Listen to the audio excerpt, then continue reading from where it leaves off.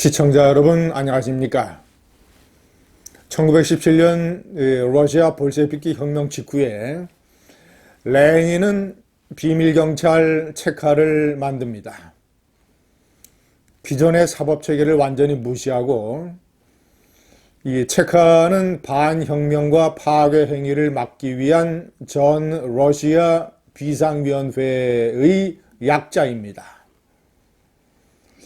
이 비밀경찰을 볼셰비키 혁명이 뿌리를 내리고 반대파를 숙청하기 위한 도구로 사용을 했습니다. 문재인 좌파 정권이 얘기하는 촛불혁명, 이 촛불혁명의 허구와 반민주성, 독재성, 그리고 국가자산 파괴 행위, 나라 망치기, 이런 것에 저항하는 세력을 막기 위한, 파괴하기 위한 문재인 좌파 정권의 체카가 공수처입니다. 공수처법이 어저께 통과됐고, 자, 이제 신속하게 공수처를 출범시키기 위한 작업이 진행이 되고 있습니다. 일단 공수처장 후보 추천위원회 이미 결성이 되어 있죠. 이것을 다시 열어서 최종적으로 추천 후보 2사람을 확정하게 됩니다. 그러면 그 중에서 문재인이 한 사람을 임명을 하고 이것을 국회에 보내서 인사청문회 20일 기간을 거친 이후에 정식으로 임명할 수 있습니다. 자, 그러면 늦어도 내년 1월 초에는 공수처장이 임명이 되고 공수처가 발족이 될 것입니다.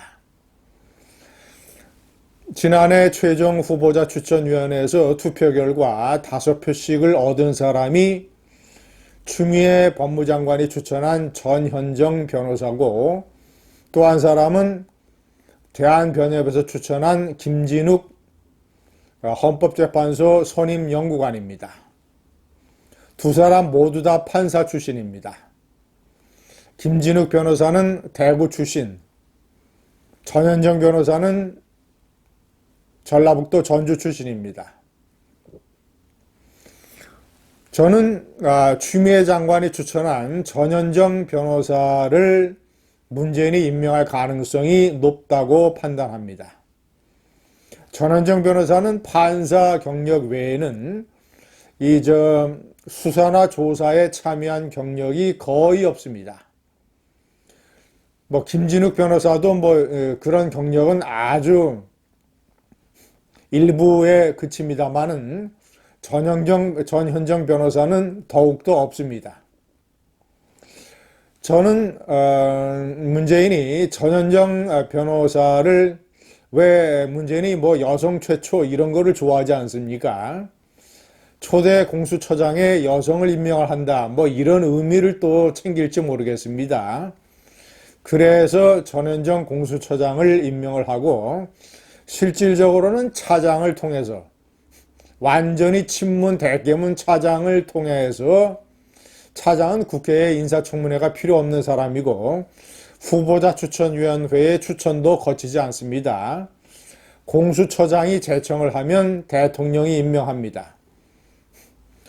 그러나 정부 부처의 차관을 임명하는 것처럼 사실상 청와대가 임명을 하게 되는 것이죠. 실제로 공수처의 행동대장 역할을 맡을 공수처 차장을 중심으로 해서 공수처 검사들, 최종안에서는 변호사 경력 7년만 가지고 있으면 공수처 검사가 될 수 있는 걸로 확정이 됐습니다. 임기는 3년이고 3번, 그러니까 2번 임기를 연장할 수 있습니다. 최대 9년을 할 수 있습니다. 7년 변호사 경력만 있으면 되니까 원래 공수처법에 있던 재판이나 수사, 조사에 경력이 있어야 된다라는 부분을 다 뺐기 때문에,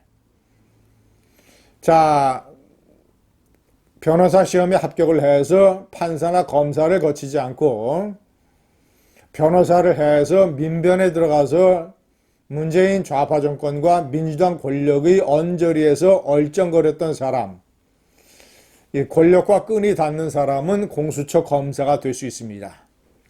자, 차장과 공수처 검사들이 공수처 수사 대상 1호로 윤석열 검찰총장을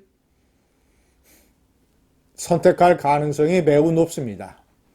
그렇지 않아도 윤석열 검찰총장은 추미애가 이 판사 사찰 문건이라는 이른바 그 문건 때문에 검찰에 수사 의뢰를 해서 수사를 받고 있습니다. 자, 그리고 처가 관련 사건 4개.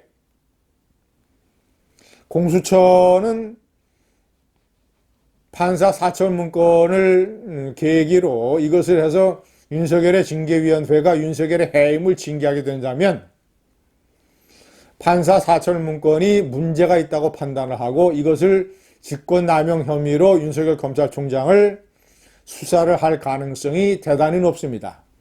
검찰에서 하고 있지만 제가 5번에 명기한 대로 공수처장이 검찰에서 하고 있는 고위공직자 관련 비리 사건 수사를 공수처에 넘겨라 하면 전부 다 넘길 수밖에 없습니다. 자, 그러면 윤석열 총장 사건뿐만 아니라 월성 1호기 조작 사건, 울산시장 선거 개입 공작 사건, 라임 옵티머스 사건 공직자 관련 이런 부분을 전부 다 공수처가 가져가서 유야무야 만들어버릴 가능성이 대단히 높습니다. 처가 관련 4개의 사건은 이미 검찰에서 일부는 기소하고 또 일부는 수사를 하고 있습니다만은 공수처가 가지고 가서 마치 특검이 수사를 하는 것처럼 또 해집고 해집어서 최대한 대권주자 윤석열에게 상처를 입히려고 하는 그런 의도를 드러낼 겁니다. 자, 윤석열은 15일 징계위원회가 또 열리게 됩니다. 징계위원회가 해임을 결정을 하게 되면 윤석열은 해임 처분 취소 소송에 들어갈 것입니다. 그러나 이것이 1심 행정법원과 2심 고등법원에서 해임 처분이 무효가 되는 판결을 윤석열 총장이 받아낸다 하더라도 김명수 대법원장이 이끌고 있는 대법원에서 사건을 질질 끌 가능성이 있습니다.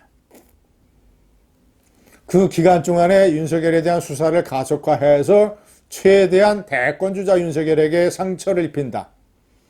이것이 문재인 좌파 정권의 전략이라고 저는 판단하고 있습니다.